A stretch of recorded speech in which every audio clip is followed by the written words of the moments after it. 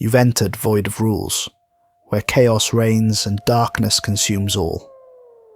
In this twisted realm where all laws have crumbled, only one rule remains, and those who break it are cast into eternal digital oblivion. The rule is simple: subscribe. We're almost at 6,000 corrupted souls, but the void hungers for more. Our goal is 10,000 subscribers before this year bleeds into darkness. Will you join our legion or face the consequences of defying the void? Now let's dive into today's story. My name is Father Dominic Ashford, and for 12 years I served in one of the most secretive departments within the Vatican. What I'm about to tell you will challenge everything the Church has told us about the nature of evil, about demons, and about the rituals we've been performing for centuries. I'm breaking my vows of silence because I believe the truth matters more than the consequences I'll face for revealing it. I'm recording this in a small apartment in Prague, 3,000 miles from Rome. The windows are covered, the door is locked. My phone sits at the bottom of the Vltava River, and I'm quite certain that by the time anyone hears this, I'll either be dead or disappeared into whatever dark corner the Vatican reserves for priests who know too much. But the lies have to stop. This story begins in Boston in the summer of 2013, when I was still naive enough to believe that good and evil were clearly defined. I was 29 years old, a young priest at St. Augustine's Parish, hearing confessions and performing baptisms, doing simple, honest work. But I had something else. Since childhood, I could sense things others couldn't. Not dramatically, just a pressure change, an atmospheric shift that told me when something was wrong, when a presence didn't belong. My mother called it sensitivity. The Vatican would call it a gift. In June of that year, a young man named Peter Crawford came to our church. His mother brought him in, desperate and terrified. Peter was 19, a college student, and he hadn't slept in 6 days. Not couldn't sleep, stopped sleeping. He would lie in bed with his eyes open, staring at the ceiling, not moving, barely breathing. By the third day, he started speaking in languages he'd never studied. Aramaic. Something older. By the fifth day, he started knowing things he shouldn't know. Details about his mother's past that she'd never shared. Names of people she'd known decades ago. The moment I walked into the room where Peter was waiting, I felt it. That pressure, that wrongness, but amplified beyond anything I'd ever experienced. It was like standing at the bottom of the ocean, crushed by something vast and ancient. Peter sat calmly in a folding chair, hands folded, posture perfect. When I entered, he looked up with perfectly clear eyes and smiled. "Father Ashford," he said, his voice unnaturally steady. "They already know about you. They're coming." Father Raymond and I performed the blessing. We recited prayers, sprinkled holy water that hissed when it touched Peter's skin. He sat through it all with that same calm smile. By the end, the pressure had lessened. Father Raymond declared it a success. But just before his mother came to take him home, Peter leaned forward and whispered something only I could hear. "Count the gates, shepherd. Count them and weep." Then he blinked and he was just a confused college student again. I didn't sleep that night. Those words kept echoing. "Count the gates, shepherd. Count them and weep." 3 weeks later, a letter arrived. Cream-coloured envelope, Vatican seal pressed in red wax. Cardinal Alessandro Lombardi requested my presence for specialised training in spiritual warfare. My unique sensitivities made me ideal for important work. All expenses covered. This is not a request. I arrived in Rome on a Thursday in July. A car met me, but we didn't go to the main Vatican buildings. We drove to a quiet street, stopped at an ordinary wall, and a Swiss guard led me through a hidden door to a staircase descending into darkness. 147 steps down, we reached an office carved from bedrock. Behind a massive oak desk sat Father Giancarlo Russo, who who would become my mentor. "Welcome to the Department of Exorcism and Demonology," he said. "Before we begin, understand something crucial. Forget everything you think you know about demons." Over 6 months, 12 of us underwent training. We studied case files dating back centuries, learned rituals in dead languages, were taught the Vatican's classification system. Level 1, simple hauntings. Level 2, intelligent spirits and minor possessions. Level 3, full demonic possession. Level 4, multiple simultaneous possessions. And Level 5, which had only one line in the manual, reserved for cases requiring direct cardinal oversight. When we asked about Level 5, instructors changed the subject. Russo told me he'd never seen one in 30 years. Pray you never do either. I completed training in January 2014 and was assigned to work throughout Europe. My first year was what I expected. I travelled city to city, performing exorcisms on genuinely possessed people. The rituals worked. The prayers had power. In Prague, I encountered a woman who spoke entirely in reverse. In Madrid, twin brothers who shared the same possessing entity, speaking in perfect unison, even when separated by 200 miles. Each case was documented meticulously, recorded, transcribed, filed in Vatican archives. But after 6 months, I noticed something strange. Certain phrases kept appearing across different cases. The same ancient Aramaic words, spoken by entities in different countries who should have no connection. The veil is thinning. The seventh gate remembers. When the shepherd calls, the flock will answer. Count them, shepherd. Count them and weep.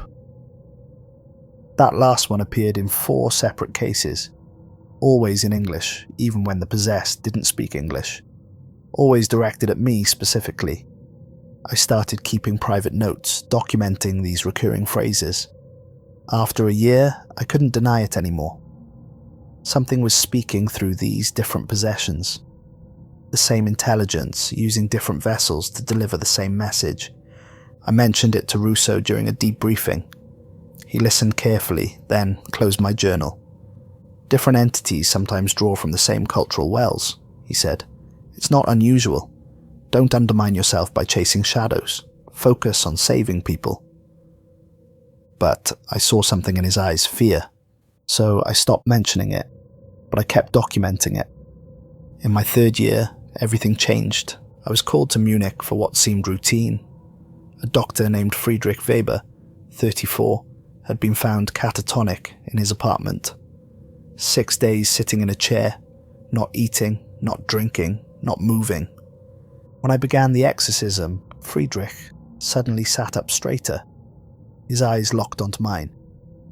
"Father Ashford," he said calmly, "we've been waiting for you to advance far enough." I continued the ritual, but Friedrich seemed unbothered. "Barcelona, March 2015, he said conversationally. "The woman on Carrer de Mallorca. You performed the exorcism at 3 a.m. It lasted 4 hours and 27 minutes. She vomited black bile. Her name was Catalina." I faltered. That case was confidential, sealed in Vatican archives. Friedrich continued, describing cases in perfect detail. Vienna, Lyon, dates, times, names, private moments when I doubted myself. "You think you're fighting us," he whispered. "You're not. You're feeding us. Every ritual, every prayer, every drop of holy water, it all feeds into something much larger. Something your church has known about for a very, very long time." Before I could respond, Friedrich convulsed violently and died. The official report listed it as a heart attack. I wrote the most detailed report of my career. Every word Friedrich had spoken. My theories, my questions, my certainty that something larger was at work. Russo forwarded it to Cardinal Lombardi. 2 days later, Russo called me in. "The case is classified as a standard level 3. You're instructed not to pursue this further." That's it? After everything I documented? Demons lie, Dominic. The case is closed. But I saw it again. That fear in his eyes. For the next 2 years, I continued my work by day and investigated by night. I stayed late in the Vatican archives studying historical documents, pulling personnel records. I found the pattern going back centuries.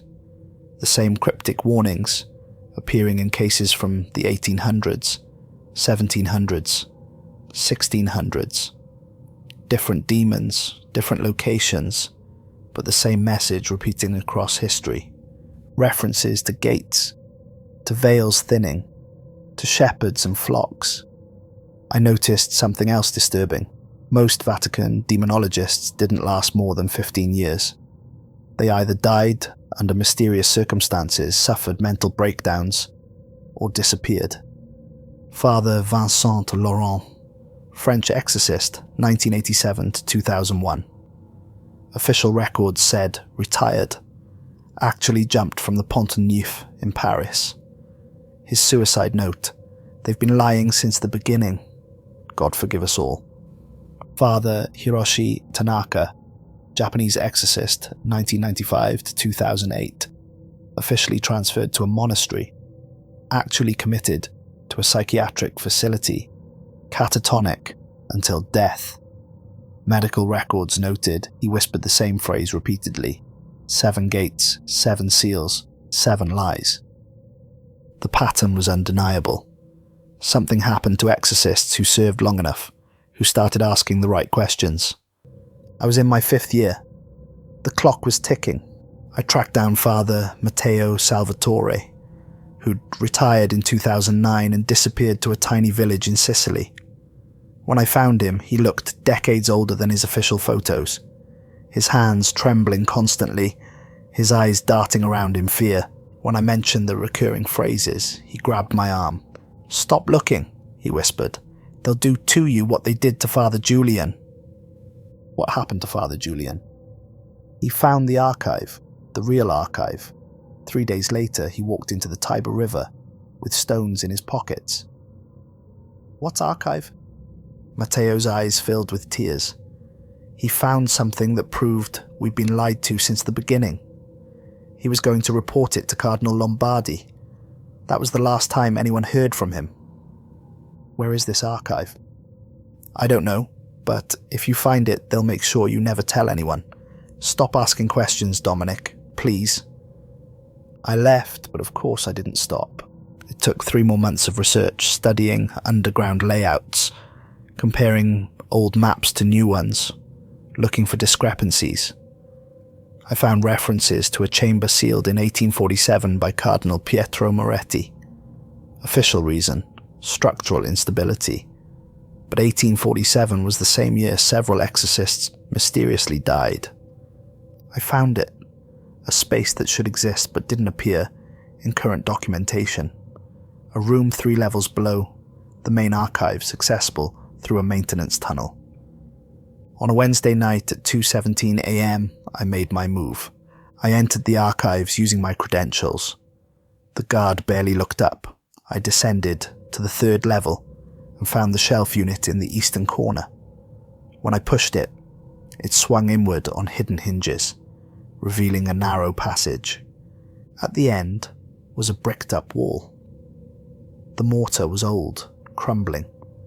I brought a crowbar. The bricks came loose easily. Beyond was a small chamber with a shelf holding about 30 leather-bound journals. I opened the first one. The Journal of Father Nathaniel Webb, in service to the Holy See, appointed by His Holiness, Pope Leo XII. May God guide my hand. The date was March 15th, 1823. I spent 6 hours reading, photographing pages, my hands shaking. Nathaniel Webb had been one of the first official Vatican exorcists. His early journals were clinical, documenting cases, refining rituals. But by 1830, he'd noticed the same patterns I had. By 1835, he'd formed a theory. Demons weren't separate entities. They were fragments of something larger. He researched pre-Christian religions, studying ancient texts. He found references to an entity worshipped across multiple civilizations. The Mesopotamians called it Tiamat, The Greeks called it chaos. The Egyptians called it Nun. Different names, but the same thing. A primordial force that existed before order. When Christianity spread, early church mystics encountered this entity. They realized it was real and fundamentally hostile to monotheistic faith. The entity represented chaos, multiplicity, the dissolution of boundaries. They couldn't destroy it. So, they imprisoned it. Webb found records of the ritual they performed. The mystics created 7 gates, or 7 seals, spiritual barriers that trapped the entity. But these barriers required maintenance, they weren't permanent.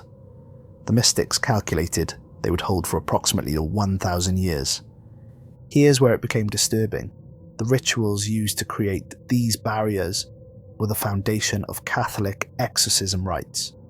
For centuries, exorcists had been performing these rituals without understanding their true purpose. They thought they were banishing demons. Actually, they were maintaining the gates. But the entity had learned.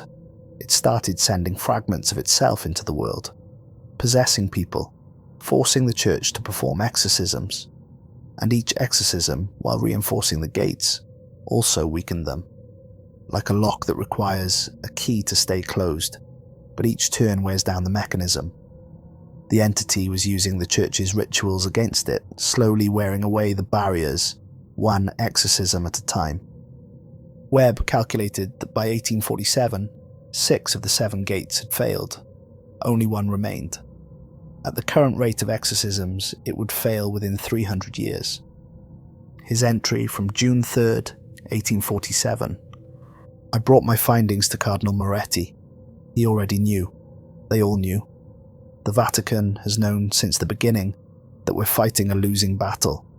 Moretti told me Pope Leo XII made a decision. Rather than let the gates fail chaotically, the Church would manage the process, control the rate of decay, give themselves time to find a solution. I asked if they had found one. Moretti wouldn't answer.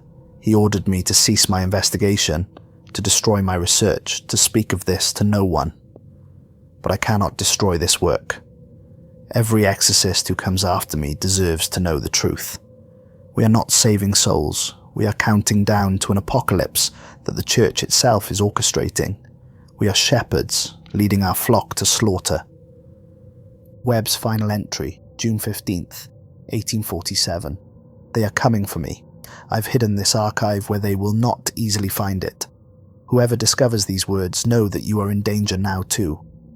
The Church will not allow this truth to spread. Count the cases. Watch the progression. We're not winning. We never were. The 7th gate will fall, find another way, or accept that the end is inevitable. We have been shepherds leading our flock to slaughter. Webb died in August 1847, officially of cholera, buried in an unmarked grave. I photographed every page, then carefully restored everything as I'd found it. I made my way back up and emerged just as archivists arrived for the day. I went directly to Rousseau's office. It was 6:30 a.m. He looked up when I entered. "You found it," he said quietly. "How long have you known?" He was silent, then gestured to the chair. "I found those same journals 20 years ago. I was about your age. I broke into that chamber, read Webb's work, learned the truth." "And what did you do?" "I brought them to Lombardy. He was just a bishop then." He explained the situation. "The Vatican has known since 1823 that the gates are failing. Pope Leo XII made a calculated decision. If they stopped exorcisms, the gates would fail anyway, unpredictably. But if they continued at a controlled rate, they could predict when the final gate would fail. Study the entity. Try to find a solution." "And have they found one?" Rousseau shook his head. "They've tried everything. Nothing works. The entity is too fundamental. You can't destroy chaos itself. So we're just waiting for the end, performing exorcisms that guarantee our destruction. What choice do we have? If we stop, people suffer now. Real people, possessed by real fragments of this thing. Do we abandon them because we're afraid of some distant apocalypse? How distant? I demanded. Rousseau's face paled. The timeline has accelerated. Current estimate is 50 to 100 years. Possibly less. The room tilted. And what happens when the gate falls? We don't know exactly. The entity will attempt to fully manifest in physical reality, not through possession, but as a coherent presence that exists independently. Can it be killed? No, it's not alive in any conventional sense. It's more like a force of nature. You can't kill gravity or entropy. You can only try to survive. 1 week later, I received an emergency call at 3:47 a.m. Cardinal Lombardi, his voice tight with panic. Multiple possession cases had erupted simultaneously across 6 countries. 17 people total, all speaking in unison despite being separated by hundreds of miles. This is level 5, Lombardi said. Get to the monastery of St. Therese in Provence immediately. 3 of the affected are there. This is happening, Dominic. We're running out of time. I drove through pre-dawn darkness to the monastery. When I arrived, 3 possessed were in separate rooms. An elderly nun named Sister Agnes, a 16-year-old boy named Philippe, and a farmer named Claude. The moment I entered the building, all 3 began speaking simultaneously. Father Dominic Ashford, age 33. You found Nathaniel Webb's journals on February 23rd, 2016. You spoke with Father Matteo Salvatore on November 14th, 2015. You think you've discovered our secret, but it's time for the lies to end. Time for the 7th gate to fall, and for us to return. I walked to Sister Agnes's room. She sat peacefully, looking like someone's grandmother. Hello, Dominic, she said warmly. You've come such a long way to see us. I began the exorcism ritual. Halfway through, she smiled. Your prayers aren't banishing us, Dominic. They're opening doors. Every word of Latin, every sign of the cross. It's all part of the ritual. But not your ritual. Ours. From Felipe's room. Webb was right. You're all shepherds. Claude finished. Leading the flock to us. After 200 years of your faithful service, we're almost free. I stopped the ritual. What are you? They spoke in rotation, their voices blending. Sister Agnes, we are older than your church. Philippe, older than your Christ. Claude, we were worshipped when the world was young. Sister Agnes, your priests didn't defeat us, they imprisoned us. Philippe, 7 gates, each requiring 1,000 rituals to maintain. Claude, but also to weaken. Every exorcism wears down the lock. Sister Agnes, 6 gates have fallen, 1 remains. All 3 in unison, and it won't hold much longer. How many more exorcisms? I asked. Perhaps 100, perhaps 50, perhaps it's already falling. What happens when it opens? Philippe spoke. We were gods, once. You worshipped us, shaped us with belief. Claude, but belief is a cage worship defines and limits. Sister Agnes, your priests imprisoned us with rituals that kept us contained. Now we're using those same rituals to destroy them. You need us to keep performing the rituals, I said. If we stop, the gate might hold. The smiles faded. You can't stop, Sister Agnes said. People are suffering. Your church teaches mercy. You can't abandon them. And there's the trap, I said. You possess people. We perform exorcisms to help them, and in helping them, we weaken the gate. Our own compassion is the weapon you use against us. Exactly, Philippe said. You're damned either way. I looked at the 3 possessed people, seeing the humans underneath. Good people suffering now. The only way I knew to help them was to perform the ritual that would bring us closer to catastrophe. Unless there was another way. What if we stopped giving you power through belief, I said. What if we simply refused to fear you, treated possessions as conditions requiring treatment, not spiritual battles? The 3 went very still. That's not how faith works, Philippe said uncertainly. Isn't it? Fear is just negative faith. What if we help people without performing the old rites at all? I turned to leave. I'm not going to perform the exorcism. I'm going to try something different, and I'm going to recommend that every exorcist do the same. We're going to stop feeding your pattern. Sister Agnes's voice followed me. You'll fail. When people are screaming and families are begging, you'll perform the rituals, because humans can't bear to watch others suffer. Maybe, I said, or maybe we're stronger than you think. I called Cardinal Lombardi. I need to come to Rome. No more lies. I want to know everything. Come immediately, he said. You need to see what we've been working on. He met me personally at the airport and drove me to a hidden facility. We descended in an elevator far underground to a secure chamber with computer equipment and ancient frescoes. 3 others waited, Cardinals Vasquez and Liu and Dr. Elena Rossi, who headed scientific research on spiritual anomalies. Everything you've learned is correct, Lombardi said. In 1823, Pope Leo XII learned the truth. He made a decision to manage the process, control the rate of decay, buy time to find a solution. Dr. Rossi pulled up diagrams. The entity isn't a single consciousness. It's a distributed network. Traditional exorcisms don't remove fragments. They temporarily sever the connection while making the entity stronger. We've been developing new approaches, she continued. Therapies that help people strengthen their boundaries. Medical treatments that alter brain chemistry. Psychological techniques to resist the fragment's influence. Success rate is about 40%. Better than nothing, but not good enough. How long until the gate fails? I asked. Cardinal Liu showed me a graph. 8 days to 3 weeks. What happens then? The entity will fully manifest as a coherent presence that exists independently. We don't know if it can be killed. It's more like a force of nature. Then what's the plan? Cardinal Vasquez pulled out a binder marked Contingency Protocols. Protocols 1 through 6 involve strengthening faith, preparing clergy, mobilizing resources. But honestly, I don't think any preparation will be sufficient. There's another protocol, Lombardi said quietly. Protocol 7. The first page had one sentence: acceptance and coexistence.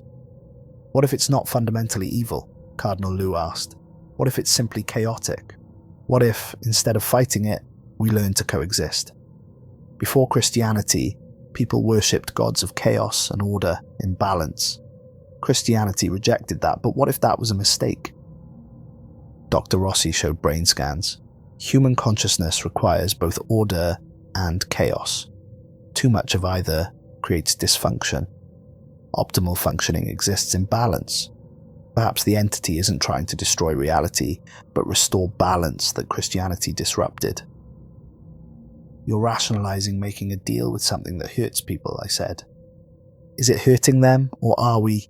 Cardinal Vasquez challenged. Every culture before Christianity had ecstatic religious experiences. We labeled all that demonic.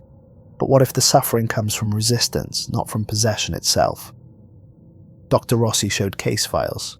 Subjects who didn't resist reported profound experiences. They only suffered when we tried exorcisms. Perhaps it's not invasion, but connection. What does Protocol 7 entail?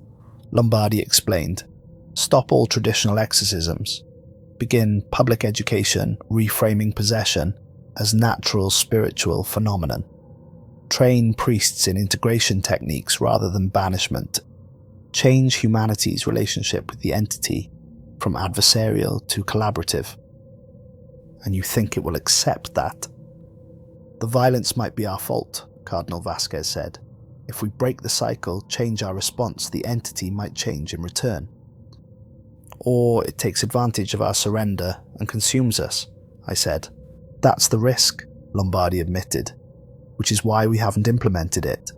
But your experience at the monastery has accelerated our timeline. The entity is either threatening us or trying to communicate.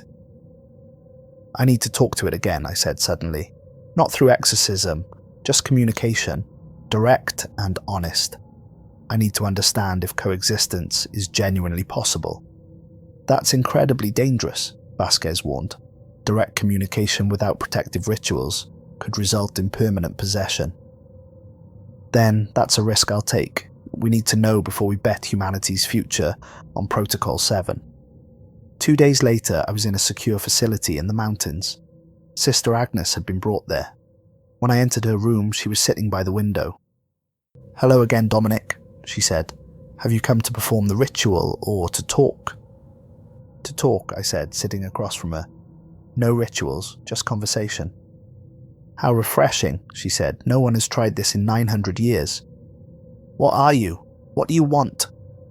Sister Agnes was quiet, then spoke more genuinely. "We are primordial consciousness. We existed before you invented gods. We are chaos from which order emerges, the void that gives birth to form. We are necessary. Without us, reality would be static, dead. But you hurt people. Do we? Or do you hurt them by teaching them to fear us? We offer expansion, transformation, but you've trained them to experience that as invasion. It doesn't feel like a gift when someone is screaming. Because they're fighting us, the screaming happens when your exorcists try to rip us away. It's not us causing pain. It is the conflict between expansion and contraction. So it's our fault. Not entirely. Some of our fragments are damaged, angry, seeking revenge. We're not unified. Some want to help humans evolve. Others want revenge. Many are simply curious. Which are you? I'm one of the curious ones. I want to know if coexistence is possible. Protocol 7, I said. Would it work? Sister Agnes leaned forward. It might, if you could convince people to accept what they've been trained to fear. But the resistance won't come from us. It will come from humans who need us to be monsters. What happens when the seventh gate falls? We become fully present. Every human will suddenly perceive dimensions of reality they've never seen. Some will adapt, evolve, transcend. Others will break, unable to process the expansion. How many will break? That depends on how you prepare them. If the gate falls with no preparation, millions will go mad. Maybe billions. But if you teach them to accept transformation, casualties could be minimal. Most could integrate the experience, become hybrid beings that are both individual and collective. You're telling me the outcome depends on us? Exactly. We're not trying to destroy humanity. We're trying to restore balance, but we're willing to work with you to minimize suffering. The question is whether you'll fight to the end, making everything worse.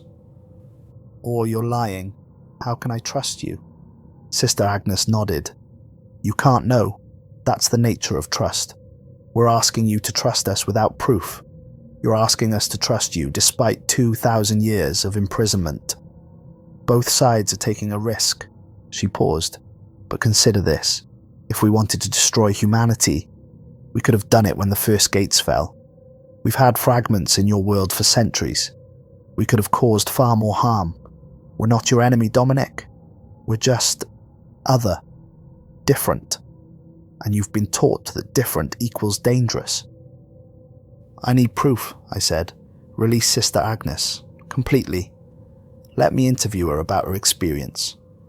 If we do this, you'll advocate for Protocol 7. I'll advocate for stopping exorcisms and trying a new approach. Sister Agnes stood and walked to the window. She stood there for several minutes, not moving.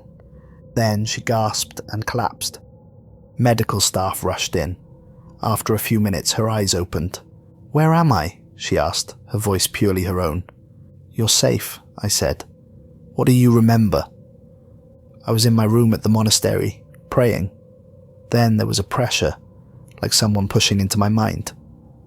Not painful, just strange. Father Henri came and said we needed to pray, to fight it.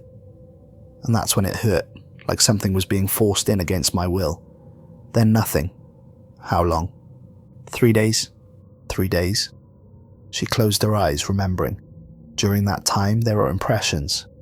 I felt vast, connected to something enormous. It wasn't frightening.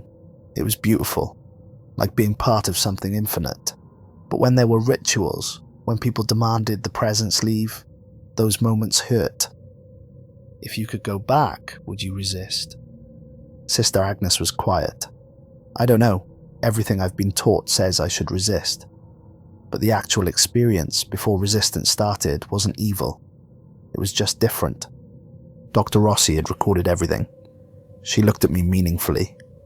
This matches other reports. The suffering correlates with resistance and exorcism, not possession. I turned to Lombardi. It kept its word, and her testimony supports their claim. One case, Lombardi said cautiously, hardly conclusive, but consistent. Cardinal Lombardi, we're out of time. The gate is going to fall whether we're ready or not. We can cling to strategies we know don't work, or try something new. Protocol 7 might fail, but at least it's a chance. He looked old and tired. If we implement it and you're wrong, millions could die. And if we don't and keep doing what we've been doing, those same millions die anyway when the gate fails and everyone panics. At least Protocol 7 gives us a chance to manage the transition. He nodded slowly. I'll take it to the full council, no promises. 2 weeks later, he called. Protocol 7 was approved, 7 cardinals in favour, 6 against. We'll implement immediately, but quietly. Internal changes first, then gradually prepare the faithful. Over the next 6 months, everything changed. We stopped performing traditional exorcisms. When possessions arose, we used integration techniques. The success rate was astonishing.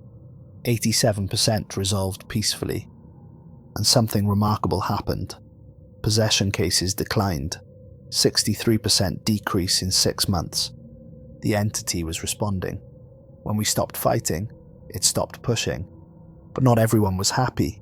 Conservative factions were furious. Calls for my excommunication. Demands to reverse Protocol 7. The media caught wind. Reports appeared. Vatican changes exorcism protocols. Church embraces new understanding of possession. Some faithful were horrified. Others intrigued. 9 months after implementation, Dr. Rossi called urgently. The 7th gate is failing. Not slowly anymore, rapidly, 72 hours until complete collapse. What changed? We did. When we stopped the rituals, we stopped maintaining the gate. Now it's reached critical mass. Is humanity ready? Some are ready, but billions have no idea what's coming. Lombardi pulled me aside. When the gate falls, someone needs to communicate with it. It has to be you. Where? Beneath Jerusalem, under the Temple Mount. That's where the gate is anchored. I flew to Jerusalem with Lombardi, Dr. Rossi, and a research team. We descended through ancient tunnels into a massive cavern. In the center was something like a wound in reality, the air shimmering. That's the gate, Rossi said, or what's left of it. Cracks spread across the shimmering surface. Each crack released pulses of energy I felt in my bones. 90 minutes, a researcher said. Everyone retreated except me, Lombardi, and Rossi. We waited. 90 minutes later, with a sound like reality tearing, the gate shattered. What came through wasn't a monster. It was awareness, pure consciousness flooding into the cavern, spreading outward in waves. I felt it wash over me, through me. Overwhelming, infinite, impossible to fully comprehend. I felt connection to everything. To Rossi beside me, to Lombardi, to every human consciousness on Earth. I felt the entity, not as a single being, but as a vast collective that included human minds and something older. And I understood. It wasn't evil. It wasn't good. It was potential. The raw possibility from which reality emerged. Without it, reality would be static. With it uncontained, reality would be formless. Balance had been disrupted by imprisoning it completely.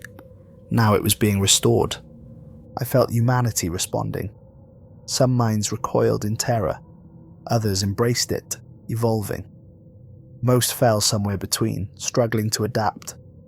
I felt the entity learning too, experiencing physical reality fully, understanding humanity more completely, and I felt it trying to communicate with me.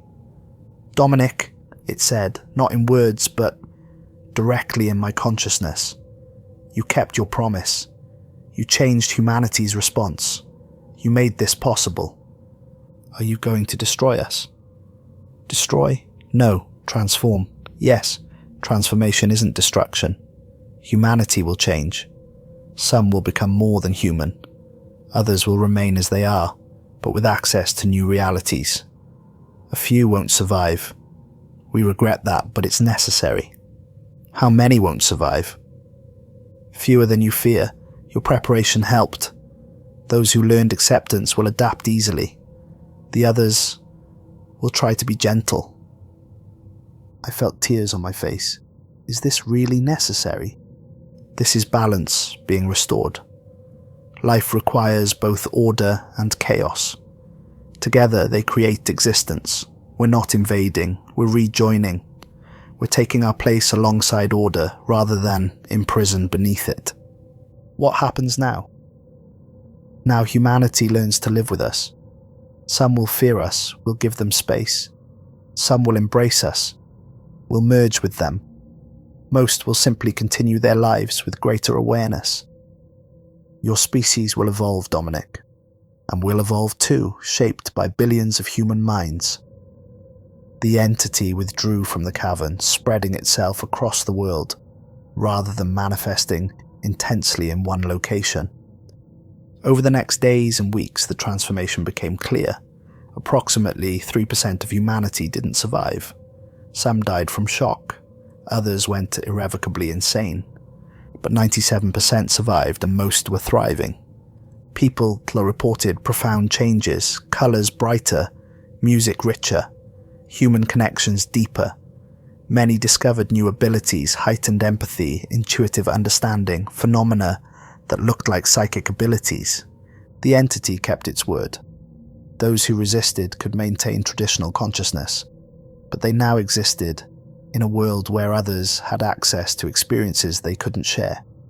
The church struggled. Conservative factions declared it demonic. Progressive factions saw it as revelation.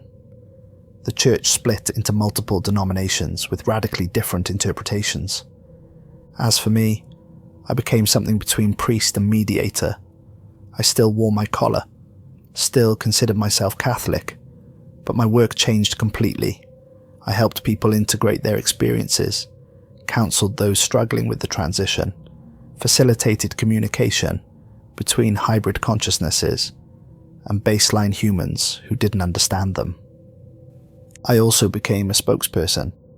When media wanted to understand what had happened, when governments needed advice, when ordinary people had questions, they came to me. 6 months after the gate broke, I sat down to record this account, because I wanted people to understand how we got here, why the church made the decisions it made, what we learned about reality and consciousness.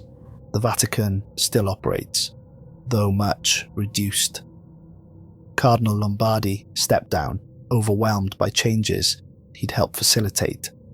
Rousseau retired to a monastery, seeking peace after decades of carrying impossible secrets. Dr. Rossi continued her research, working directly with hybrid consciousnesses. Her findings revolutionized every field of human knowledge. The entity itself remains part of our world, accessible to those who seek it and invisible to those who don't. It keeps its promise of coexistence, neither dominating humanity nor retreating. I think often about Father Nathaniel Webb, sitting in his hidden chamber nearly 200 years ago, documenting truths he knew would get him killed. He was right about so much. The Vatican had been lying. We were shepherds leading our flock towards something we didn't understand. The exorcisms were feeding the entity's release. But he was wrong about one crucial thing. He thought we were leading humanity to slaughter. Actually, we were leading them to transformation. The destination was never the horror he imagined. It was simply change, profound and irreversible, but not inherently destructive. Webb lived in a time when change itself was dangerous, when deviation from tradition equated with corruption. He couldn't imagine that transformation might be necessary, even beneficial. That the thing imprisoned beneath 7 gates wasn't a monster, but an essential aspect of reality we tried to deny. I've spoken with hybrid consciousnesses, people who've fully merged with fragments. They describe existence as richer, fuller, more meaningful than baseline consciousness can comprehend. They experience time differently, perceive dimensions invisible to unaugmented senses, feel connections to all life, but they also speak of loss. They miss the simplicity of bounded consciousness, the clarity of experiencing reality through a single, unified perspective. They sometimes envy baseline humans, their ignorance, their ability to move through life without being overwhelmed by infinite possibility. Everything has a cost. Every transformation requires sacrifice. The question is whether what's gained justifies what's lost. I can't answer that for anyone else. Each person must decide how much they want to integrate, how far they want to push the boundaries of their consciousness. The entity doesn't judge. It simply offers and waits for people to choose. The church I serve doesn't exist anymore, not in the form I knew it. It's fractured into dozens of interpretations. Some embrace the entity as manifestation of the Holy Spirit. Others condemn it as the Great Deception. I don't know which interpretation is correct. Maybe all of them are. Maybe none. Faith has always been about interpretation, about making meaning from experiences that transcend easy understanding. What I do know is that the lies have stopped. No more exorcists performing rituals they don't understand, maintaining gates they don't know exist, fighting a war they've already lost. No more priests dying or going mad because they discovered truths that threatened institutional stability. The truth is known now, available to anyone who wants it. This recording will reach people who need to understand how we arrived at this moment. The war against the entity isn't over. The 7th gate could still destabilize, but for the first time we're fighting smart instead of just fighting hard. We're thinking instead of just believing. And that might make all the difference. My name is Father Dominic Ashford.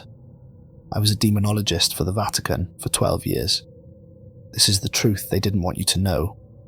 The shepherds have stopped leading the flock to slaughter. Now we're finding a new way home. I still pray. That surprises people. They assume direct experience of the entity would eliminate faith, replace it with knowledge. But it doesn't work that way. If anything, my faith has deepened. Not faith in institution or doctrine, but faith in something larger than myself. Maybe that's what faith was always supposed to be. Not certainty masquerading as devotion, but honest acknowledgement of mystery. The entity doesn't provide answers. It provides experiences, perspectives, possibilities. What you make of those experiences is up to you. The world has changed in ways large and small. Cities look different. Architecture has become more organic, less rigidly geometric, as if buildings themselves are learning to dance between order and chaos. Art has exploded into new forms that engage senses baseline humans don't have names for. Education has transformed. Children are taught integration techniques from an early age, learning to navigate expanded consciousness as naturally as previous generations learned to read. Medicine has advanced dramatically. Hybrid consciousnesses can literally feel what their patients feel, perceiving disease at levels previously requiring expensive equipment. But it's not all progress. There are conflicts between baseline humans and hybrids over resources, rights, representation.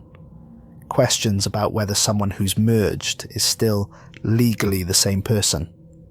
Debates about hybrids, holding office, making legal decisions, raising children. And there are the lost ones. People who integrated too quickly, too deeply, and lost themselves completely. Their bodies function, but the human personality is gone, subsumed into the collective.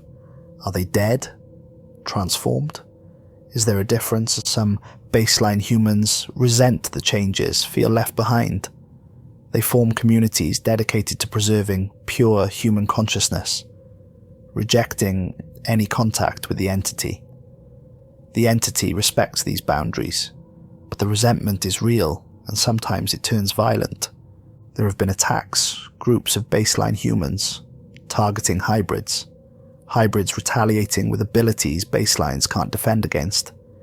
Each incident threatens the fragile coexistence we're building. That's why my work matters. Someone needs to stand in the middle, trusted by both sides, facilitating communication and understanding. I travel constantly, last month Tokyo, mediating a corporate dispute. Before that, Sao Paulo, counseling a family whose daughter integrated. Next week, the United Nations, testifying about hybrid consciousness rights. It's exhausting, often thankless, but necessary. Sometimes I wonder what would have happened if I hadn't found Webb's journals. If I just continued performing exorcisms, following orders, not asking questions. Would someone else have discovered the truth? Would the gate have broken with humanity completely unprepared? Or would the Vatican have somehow found a solution, a way to truly defeat the entity rather than learn to coexist? I don't know. I'll never know. All I can do is live with the choices I made. Dr. Rossi tells me I shouldn't second-guess myself. The transformation was inevitable, she says. All I did was give humanity a chance to prepare. Maybe she's right, or maybe she's being kind. I received a letter last week from Matteo Salvatore. After years of hiding, he's coming out. He wants to help with the work. "You were braver than I was," he wrote. "You did what I couldn't. Thank you." Reading that, I cried. Not from sadness, but relief. If the transformation gave Matteo peace, helped him find purpose again, then maybe the cost was worth it. Cardinal Lombardi sends occasional reports. There's talk of a new ecumenical council to address the theological implications. Some cardinals want to declare hybrid consciousness heretical. Others want to embrace it as revelation. The debate will last years. His last letter included a passage that stuck with me. I spent 40 years climbing the church hierarchy, believing power and knowledge were synonymous. The transformation taught me how little I knew. I'm learning to be comfortable with uncertainty. Perhaps that's the real spiritual practice now, not faith in doctrine, but faith in the face of mystery. I think he's right, the transformation didn't eliminate the need for faith. It changed what faith means.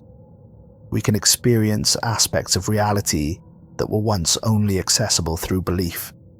But experience doesn't eliminate mystery. The more you perceive, the more you realize how much remains beyond perception. I've had conversations with the entity beyond the initial encounter. It's not a single voice, not a unified personality.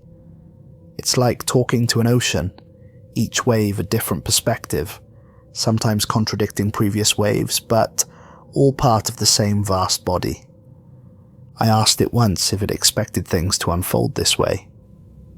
"We didn't plan in the way you understand planning," it said. "We're not temporal beings moving through time linearly. We experience past, present, and future more simultaneously. We've always known how this moment would unfold, because we're experiencing it eternally. But your choices mattered. Webb's choices mattered. Yours mattered. The outcome was certain, but the path was shaped by free will." I still don't fully understand that answer. Maybe I never will.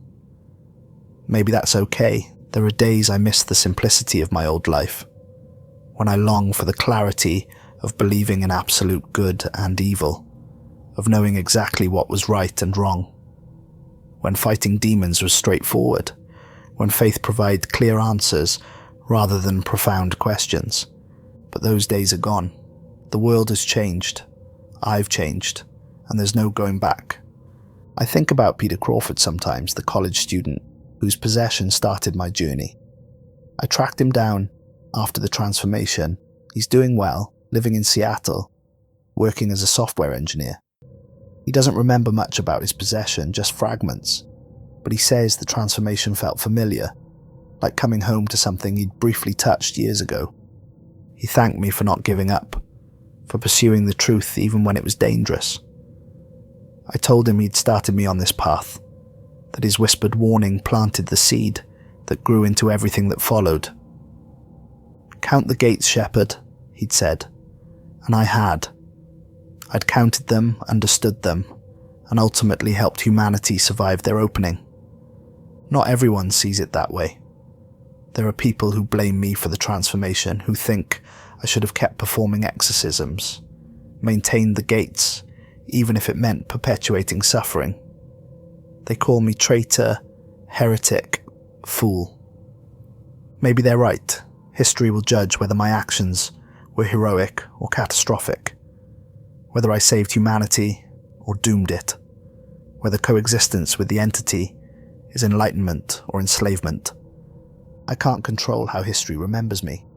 All I can do is continue the work. Help people integrate, mediate conflicts, build bridges between baseline and hybrid consciousness. Try to create a world where both can flourish. The Vatican recently asked if I wanted to be officially reinstated, given a formal title. I declined. I work better outside official hierarchies, without institutional authority. I'm more useful as an independent voice. Besides, I'm not sure what I believe anymore when it comes to Catholic doctrine. I still consider myself Christian in some fundamental way, still find meaning in the stories and symbols and rituals I was raised with. But I can't recite the creed with complete certainty, can't affirm all the traditional doctrines when I've experienced realities that don't fit their categories. Maybe that makes me a bad Catholic. Or maybe it makes me exactly the kind of Catholic the transformed world needs.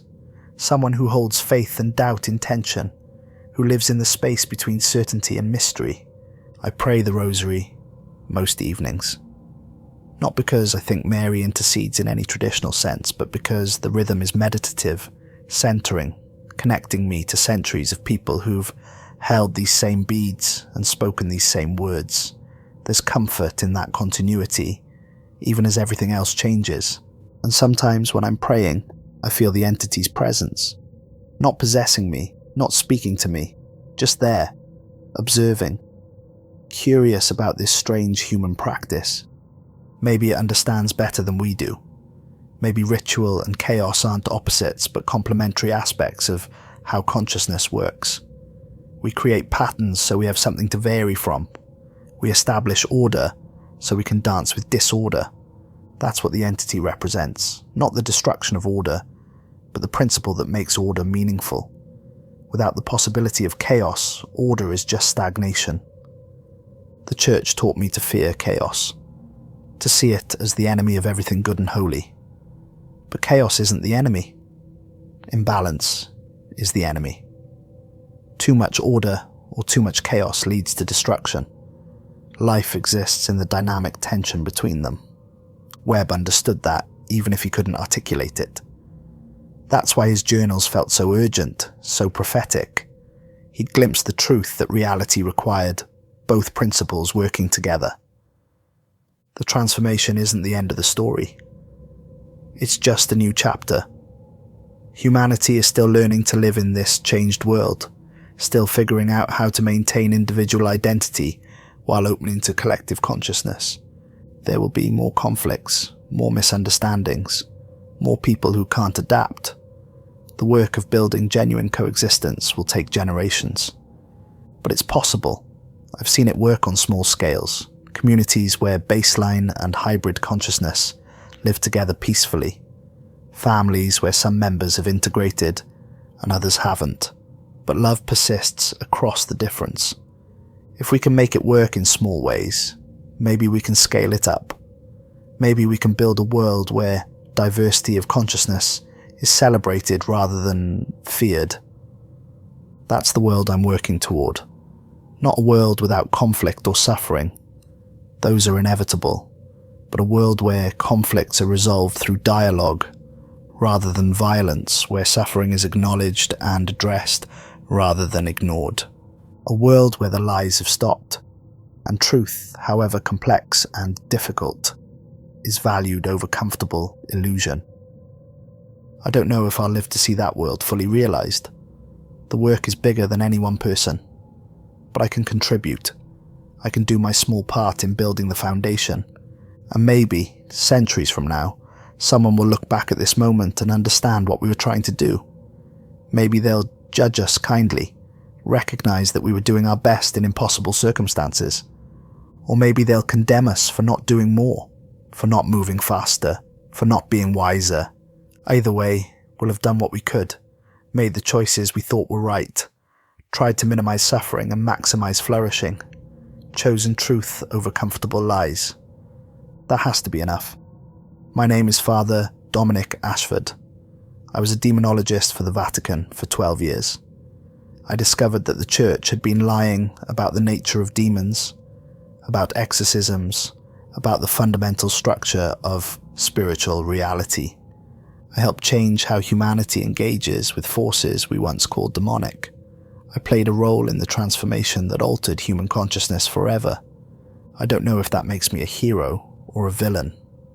I don't know if I saved humanity or doomed it. I don't know if the world we're building is better than the one we lost. But I know that the lies have stopped. The truth is known, and we're facing reality as it actually is, rather than as we wished it would be. That has to count for something. The shepherds have stopped leading the flock to slaughter. We've learned to recognize that what we thought was a wolf was actually part of the ecosystem we'd been denying. We've found a new way, uncertain and challenging and sometimes terrifying, but more honest than what came before. Now we're finding our way home together. Baseline and hybrid consciousness, human and other, order and chaos, learning to dance in the space between.